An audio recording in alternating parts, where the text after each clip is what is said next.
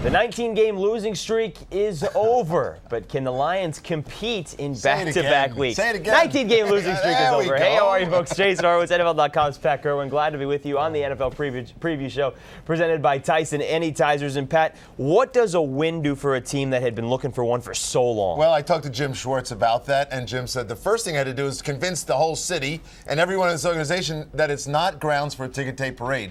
So he had to temper the enthusiasm. He challenged his team. He said, "Didn't you expect to win?" And they said yes. He goes, "Good. Let's get back to work and try to win the next one." So really tempering enthusiasm. On the football side, they held the Redskins to 0 yards rushing in the first half, and I think they established that they can win with Stafford, and that was very important because Sanchez, his counterpart, is doing so well. Yeah, he is. And Matt Stafford had his first game without a turnover, Right. and that was huge. Can he do that against Chicago? Well, Chicago's got injuries on defense, and when you look at them on defense, they had so many guys out in the front seven, as we call it. Hunter Hillenmeyer, now the backup linebacker, he was hurt, and Alex Brown didn't practice. Lance Briggs didn't practice. And so you're going to have an opportunity here to run the ball, but I think you know what you need. You need Kevin Smith. And Kevin Smith is also injured, and he's going to be a game-time decision, which means it could be Maurice Morris. Meanwhile, what the Lions did do not well in the loss to the Redskins was give up over 340 yards passing to Jason Campbell. Here comes Jay Cutler, who's completed 70% of his balls in the last two games. Yeah. Both Bears wins. I know, and Jay Cutler, 5 touchdowns, 1 interception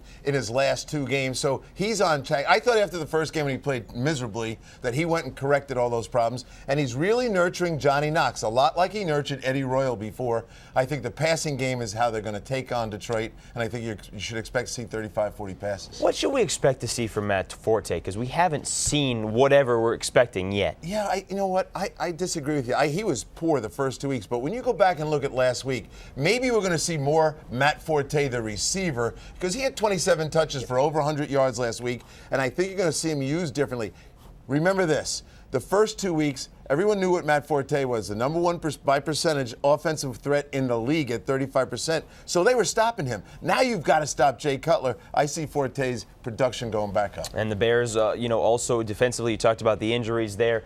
They do have Rod Marinelli as the defensive line coach, who we know was the coach of the Lions for the last 3 seasons, including last year's 0-16 year. All right, Pat, you going to take the Lions this week? Can you make it 2 in a row? I am not going to take the Lions this week. I think they'll play them very, very well, but I do like the Bears. I like what Cutler's all about and what he's doing with the passing game. They've got other places to go besides Greg Olsen. Give me the Chicago Bears. All right, we'll see how the Bears play. It's a 1 p.m. Eastern kick, and for more on this game, be sure to stay right here with CBSSports.com. That'll do it for the NFL preview show presented by Tyson Anytizers, the meaty good man snack. For Pat Kirwan, I'm Jason Horowitz. Take care, folks.